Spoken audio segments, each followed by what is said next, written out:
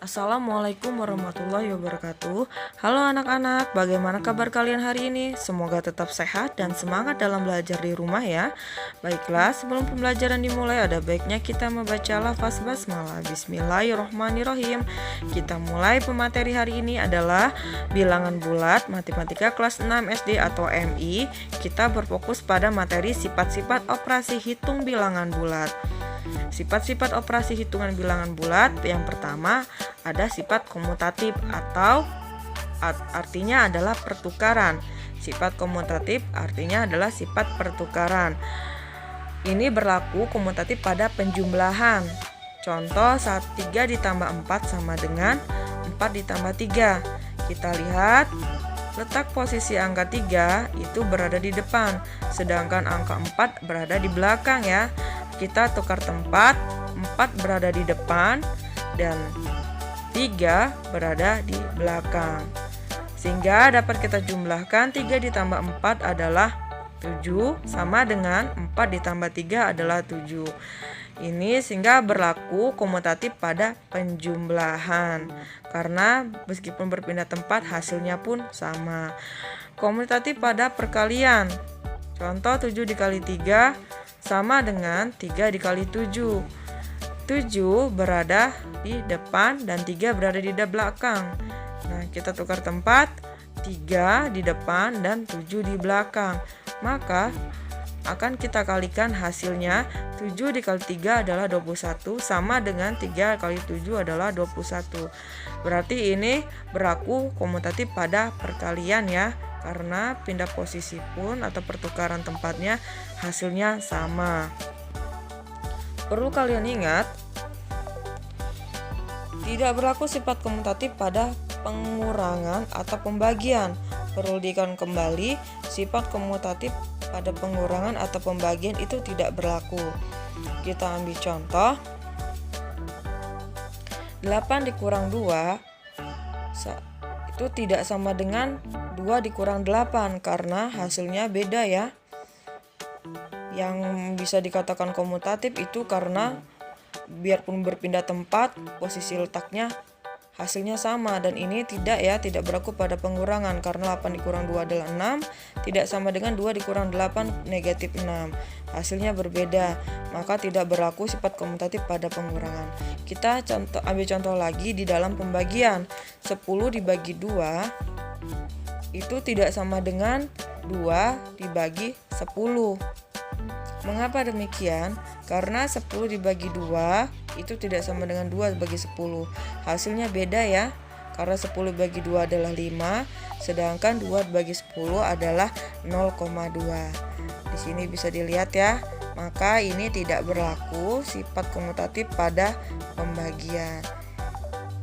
Nah, dari sifat komutatif pertukaran ini bisa kalian pahami biar posisi letak pindah tempat angkanya kalau dijumlahkan atau kalau dikalikan hasilnya sama. Itu dikategorikan pada sifat komutatif pertukaran.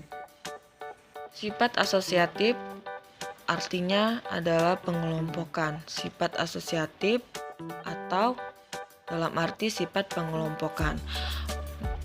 Maksudnya bagaimana, Bu? Dapat kalian perhatikan? Berlaku pada asosiatif pada penjumlahan. Contoh, dalam kurung 3 ditambah 6, tutup kurung ditambah 4, sama saja dengan 3 ditambah 4 dalam kurung 6 ditambah 4 tutup kurung.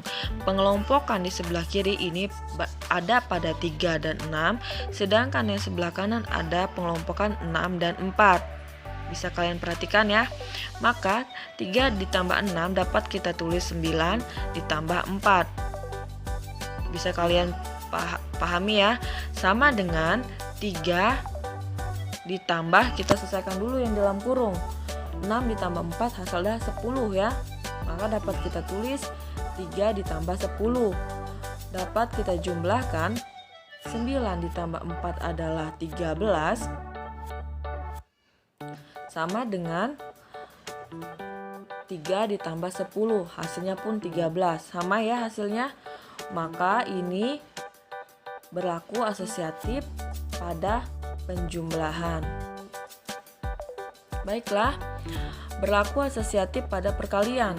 Contoh, 6 dikali 2 dikali 5 sama dengan 6 dikali 2 kali 5. Pengelompokan sebelah kiri perkaliannya ada di 6 kali 2. Sedangkan pengelompokan sebelah kanan ada pada 2 kali 5. Maka dapat kita kalikan 6 kali 2 adalah 12 kali 5 sama dengan 6 dikali, kita kalikan dulu yang dalam kurung ya, 6 kali 2 kali 5 adalah 10. Maka kita tulis 6 kali 10. Dapat kita kalikan lagi, hasilnya adalah 12 kali 5 adalah 60. Sedangkan 6 kali 10 sama dengan 60. Sama ya hasilnya perkalian ini, meskipun pengelompokannya berbeda atau dipindahkan atau dikelompokkan dengan beda kelompok, hasilnya sama. Maka ini dapat berlaku asosiatif pada perkalian. Sampai sini paham ya anak-anak ya? Nah, perlu kalian ingat, tidak berlaku sifat asosiatif pada pengurangan atau pembagian. Ibu tekankan sekali lagi, tidak berlaku sifat asosiatif pada pengurangan atau pembagian. Kita ambil contoh. Ada pengurangan 8 dikurang 4 dikurang 1 itu tidak sama dengan 8 dikurang 4 dikurang 1. Mengapa demikian? Karena pengelompokan sebelah kiri itu 8 dikurang 4 itu adalah 4, hasilnya adalah 4 dikurang 1. Tidak sama dengan pengelompokan sebelah kanan. 8 dikurang 4 dikurang 1 adalah 3 ya. Maka dapat kita kurangkan 4 dikurang 1 adalah 3. Dan tidak sama dengan 8 dikurang 3 adalah 5. Maka hasilnya tidak sama ya. Kalau sudah seperti ini, meskipun pengelompokannya berbeda dan hasil pun berbeda, maka tidak berlaku sifat asosiatif pada pengurangan. Oke, sampai sini paham ya? Kita ambil lagi contoh pada pembagian. Misalkan 16 dibagi 4 dibagi 2, ini pengelompokannya, kalian perhatikan ya pengelompokannya ya. Tidak sama dengan 16 dibagi 4 bagi 2. Kelompokannya dari sebelah kiri ada pada 16 bagi 4.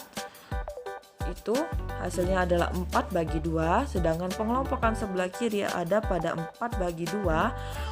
Kita bagikan beda ada dalam kurung, 16 bagi 4 bagi 2 adalah 2. Maka dapat kita bagi 4 bagi 2 adalah 2. Tidak sama dengan 16 bagi 2 adalah 8. Hasilnya berbeda ya, pengelompokannya berbeda, hasil pun berbeda.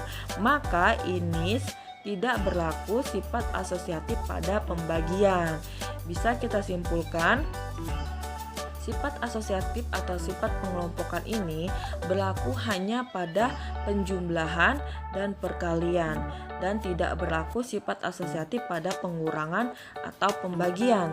Sampai sini mudah dipahami anak-anak ya? Baiklah, kita lanjut sifat yang selanjutnya. Sifat yang ketiga yaitu sifat distributif, artinya sifat penyebaran. Itu ada 2, distributif perkalian terhadap penjumlahan. Contohnya atau berlaku distributif perkalian terhadap penjumlahan. 3 dikali 4 ditambah 6 itu dapat kita sebarkan sama dengan 3 dikali 4 ditambah 3 kali 6. Jangan lupa untuk operasi hitungannya adalah tambah, maka kita terus tambahnya ya. Jadi bisa kita hitung kembali, kita jumlahkan terlebih dahulu yang dalam kurung. Jadi kita tulis kembali 3 dikali 4 tambah 6 adalah 10 sama dengan 3 dikali 4 adalah 12 ditambah 3 kali 6 adalah 18. Dapat kita jumlahkan atau kita kalikan, 3 kali 10 adalah 30 sama dengan 12 ditambah 18 adalah 30. Hasilnya sama ya, meskipun disebarkan kiri dan kanan, sisi kiri dan kanan adalah sama 30 dan 30. Maka dapat kita simpulkan berlaku distributif perkalian terhadap penjumlahan atau berlaku penyebaran perkalian terhadap penjumlahan. Dan yang kedua, berlaku distributif perkalian terhadap pengurangan. 5 dikali 6 dikurang 2, penyebarannya adalah 5 dikali 6. Dan operasi pengurangannya ditulis ya, tanda kurang 5 kali 2. Maka dapat kita hitung kembali, kita kurangkan dulu yang dalam kurung, yaitu kita tulis kembali 5 dikali 6 kurang 2 adalah 4, sama dengan 5 dikali 6. Kali 6 itu hasilnya 30 dikurang 5 kali 2, hasilnya ada 10. Yang sebelah kiri kita kalikan dulu, 5 kali 4 adalah 20, dan sebelah kanan 30 dikurang 10 adalah 20. Sama ya hasilnya. Sehingga dapat kita simpulkan berlaku distributif perkalian terhadap pengurangan atau berlaku penyebaran perkalian terhadap pengurangan. Dapat kita simpulkan sifat-sifat operasi hitung bilangan bulat tadi. Yang pertama, sifat komutatif atau pertukaran itu hanya berlaku pada penjumlahan dan perkalian. Dan yang kedua, sifat asosiatif atau pengelompokan itu hanya berlaku pada pengurangan dan penjumlahan dan perkalian. Dan yang ketiga, sifat distributif atau penyebaran bisa kita uraikan distributif perkalian terhadap penjumlahan, dan yang kedua distributif perkalian terhadap pengurangan. Ibu rasa sampai sini kalian paham ya materi hari ini, sifat-sifat operasi bilangan bulatnya ya. Bagi yang kurang mengerti dan kurang paham dengan penjelasan ibu hari ini, bisa tanya langsung dengan ibu ya. Ibu akhiri, wassalamualaikum warahmatullahi wabarakatuh.